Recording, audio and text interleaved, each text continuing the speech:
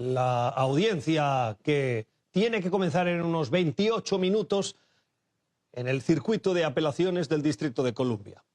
El protagonista, el expresidente y hoy candidato republicano a la nominación del partido, Donald Trump, acude para defender lo que cree que, en su opinión, gozaba, le amparaba siendo presidente de Estados Unidos aquel nefasto 6 de enero de 2020. Dice inmunidad absoluta. La justicia tiene dudas y por eso avanza el caso que muy probablemente, según los expertos, puede llegar hasta la Corte Suprema. Hay 4 cargos que hoy pesan sobre Donald Trump. En este caso, conspiración para defraudar a Estados Unidos, conspiración para obstruir un procedimiento oficial, obstrucción y conspiración contra el derecho a votar y a que el voto sea contado. ¿Cuál fue la responsabilidad de Trump en ese asalto al Capitolio? Instigó a esa multitud de seguidores que él concentró en las inmediaciones del Capitolio para que asistieran al Congreso y terminaran en ese asalto. Esas son imágenes en directo de la agencia Reuters a las puertas de esa corte de apelación en Washington, donde 3 magistradas, a escuchar los argumentos del exmandatario con sus abogados, y se espera que Trump, que hay que recordarlo, está en campaña por los caucus de Iowa, que se van a llevar a cabo en una semana, y busca salir victorioso como el inicio de esa carrera para la nominación. Las encuestas dicen que es el favorito. Va sin duda a aprovechar esta ocasión de nuevo para utilizar las causas en su contra como parte de su estrategia de campaña. Con José López Zamorano y con Juan Luis Manfredi. Juan Luis, bienvenido. Comienzo contigo al respecto de la participación de Trump. Tu análisis. ¿Qué tal? Muy buenos días. La verdad es que estamos en un momento apasionante de la actividad y de la vida política norteamericana, con este caso que nos va a marcar toda la temporada electoral, yo creo, aunque dudo mucho que esto tenga una resolución a corto plazo o que pueda encontrarse una resolución firme antes del 5 de noviembre del 2024.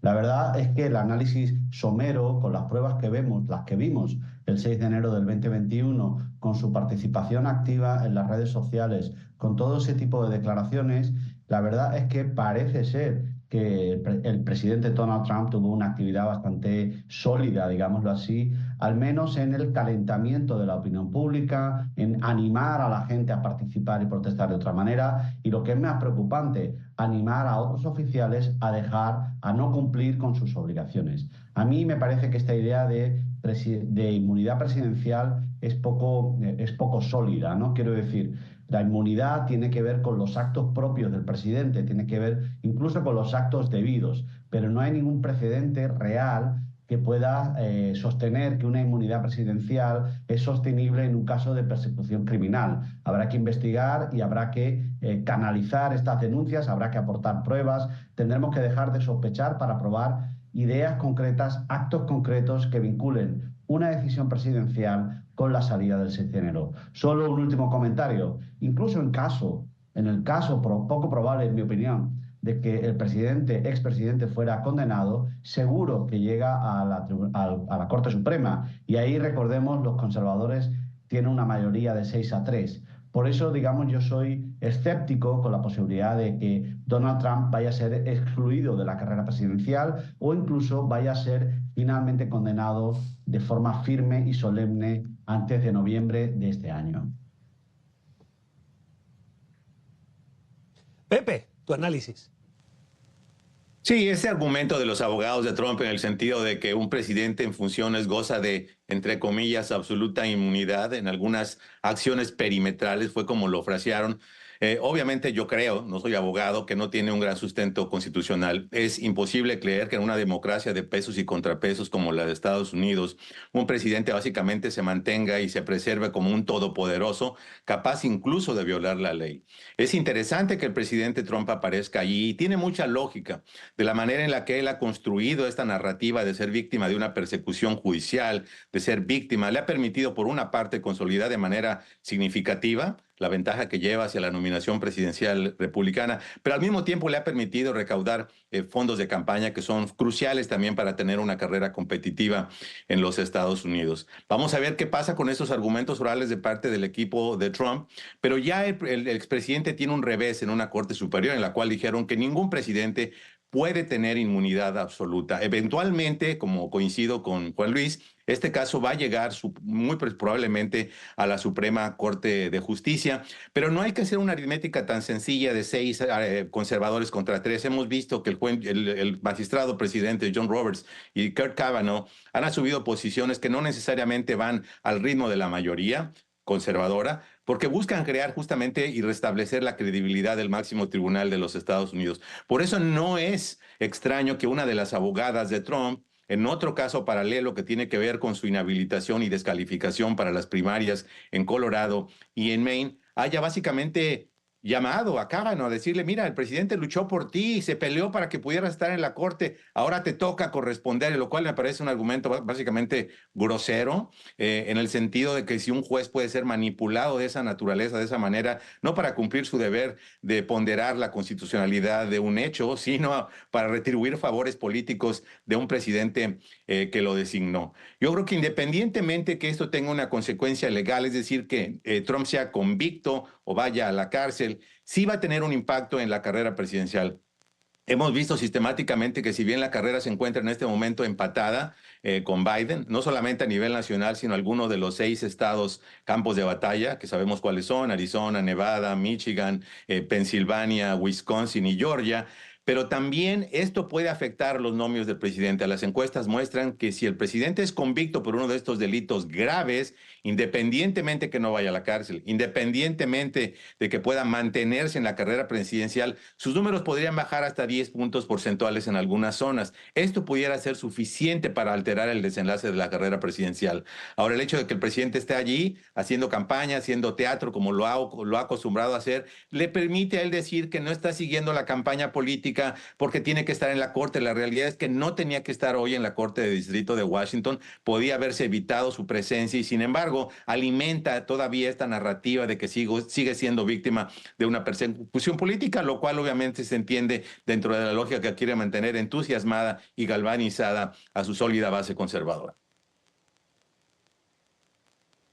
Pepe, hay una estrategia también de Donald Trump de ir dilatando los procesos, además de aprovecharlos para su estrategia electoral, para ese mensaje que ahora nos comentabas, con el objetivo de evitar cualquier tipo de condena antes de las elecciones. Lo digo a tenor de lo que dicen las encuestas, que si bien es el preferido por parte de la mayoría de los votantes conservadores, también hay un porcentaje que cree que si Trump recibe algún tipo de condena, no estaría calificado, a su juicio, para esos votantes, para ser el presidente y por lo tanto lo abandonarían. Mientras no tenga condenas, lo apoyan. En cuanto reciba algún tipo de condena, le retirarían el voto. ¿Qué opinas?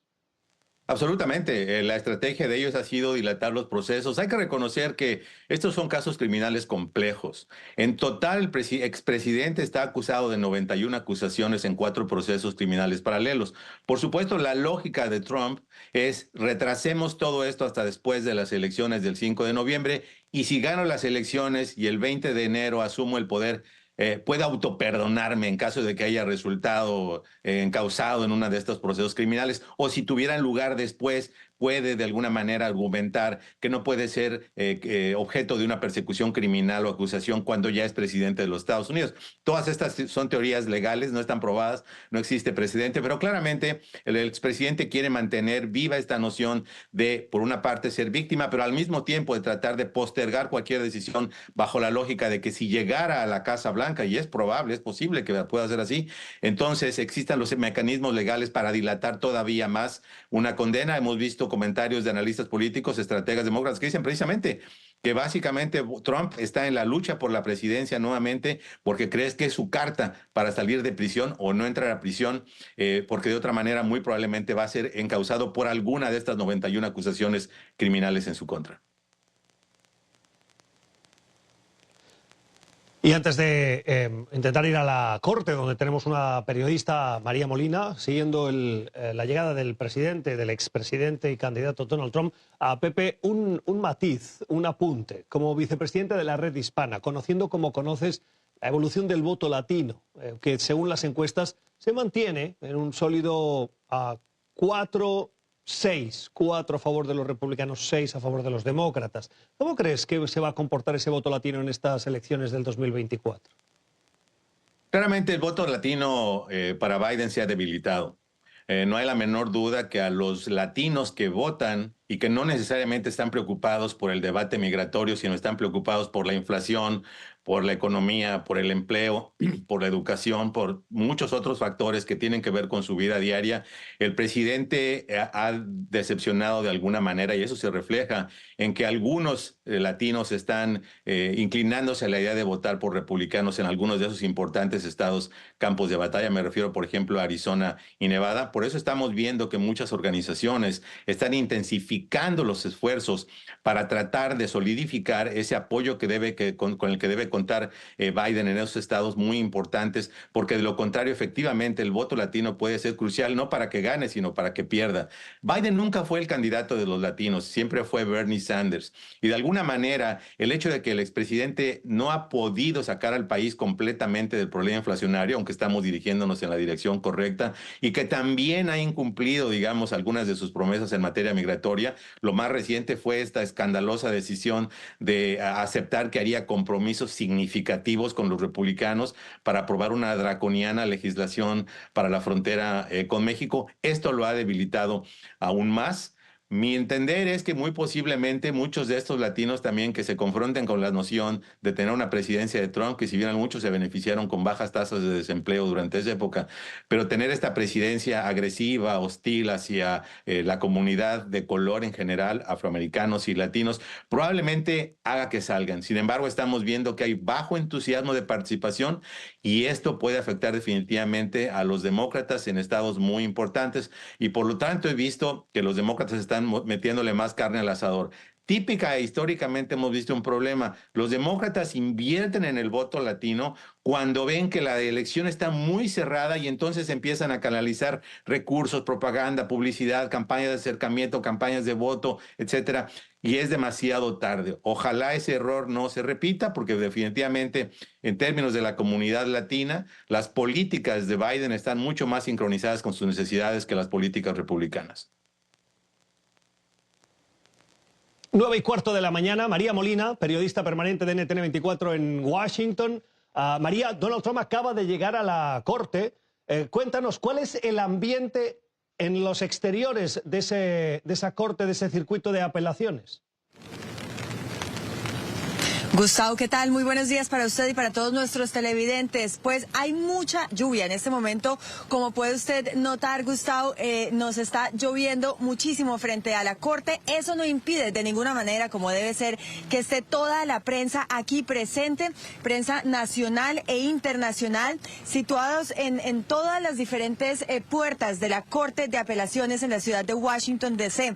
Usted puede ver aquí las cámaras que desde las 5 de la mañana están situadas y pues todo el operativo de la policía, porque todo el edificio, toda la corte está completamente rodeada por la policía de la ciudad de Washington, que en este momento pues está vigilando la seguridad alrededor de esta corte. Lo que no estamos viendo, por lo menos en este extremo, es seguidores de Donald Trump, como normalmente ocurre cuando el expresidente se presenta ante la corte, y eso pues puede obedecer al hecho de que inicialmente no estaba previsto que el expresidente estuviera hoy aquí en esta audiencia. Fue él mismo quien lo anunció ayer a través de su cuenta social Truth, que dijo que iba a estar hoy aquí con su equipo legal tratando de defender este argumento de que gozaba de inmunidad presidencial por los hechos por los que se le pretende juzgar en el juicio que iniciaría en marzo en la ciudad de Washington, precisamente en esta corte, y que estarían relacionados con un supuesto intento del expresidente de revertir las elecciones presidenciales del 2020 cuando perdió frente